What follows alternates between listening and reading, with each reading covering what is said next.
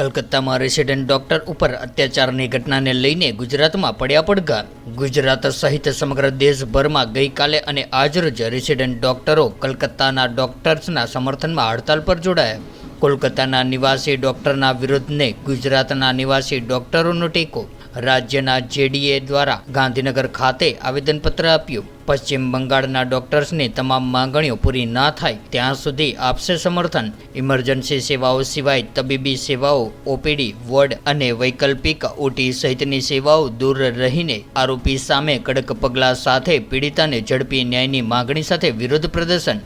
GMERS college Gandhinagar ખાતે 200 ઉપરાંત resident doctors દ્વારા બેનરો સૂત્રોચ્ચાર સાથે વિરોધ પ્રદર્શન। હું ડૉક્ટર આકાશ પટેલ થર્ડ યર એનેસ્થેસિયા વિભાગમાં GMERS મેડિકલ કોલેજ ગાંધીનગર ખાતે ફરજ બજાવું છું। 9th ઓગસ્ટના આરજીકર મેડિકલ કોલેજ ખાતે જે ઇન્સિડન્ટ્સ બનેલો છે ત્યાંના ફિમેલ રેસિડેન્ટ ડૉક્ટર પર 9th ઓગસ્ટના પહેલાં રેપ થયો અને એમના પછી આમનું મર્ડર કરવામાં આવ્યું અને 14th ઓગસ્ટના જે પ્રોટેસ્ટ કરતા હતા, જે પીસફુલ પ્રોટેસ્ટ કરતા હતા ડૉક્ટર્સ આરજીકર મેડિકલ કોલેજમાં, તેમના પર મોબ અટેક કરવામાં આવ્યો। 1000થી વધારે મોબ્સ ત્યાં ઘૂસી ગયેલા અને એવિડન્સીસ ટેમ્પર કરવાની ટ્રાય કરેલી। ગર્લ્સ હોસ્ટેલમાં બી ઘૂસી ગયેલા।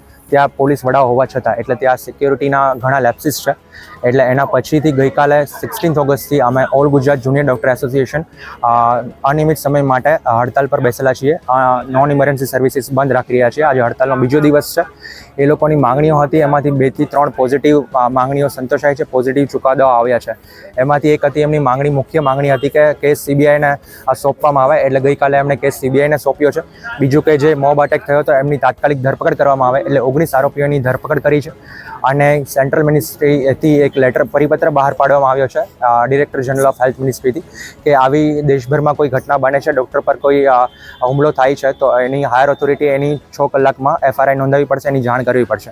હજી બી એમની 3-4 માંગણીઓ છે, જેવી કે ત્યાં પોલીસ હોવા છતાં એમના પર અટેક થઈ રહ્યા છે, એમની સિક્યોરિટી ખોરવાઈ રહી છે, તો ત્યાં જલ્દથી જલ્દ સેન્ટ્રલ સિક્યોરિટી ફોર્સીસ લાદવામાં આવે અને પીડિતાને ફાસ્ટ ટ્રેક કોર્ટમાં જલ્દીથી જલ્દી ચુકાદો આપવામાં આવે।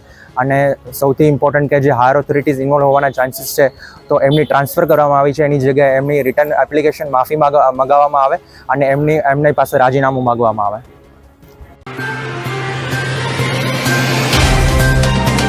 तो व्हाट्सएप, ट्विटर, फेसबुक, इंस्टा जहाँ भी आपका अकाउंट है, इसे शेयर बटन के द्वारा वहाँ पर शेयर करें।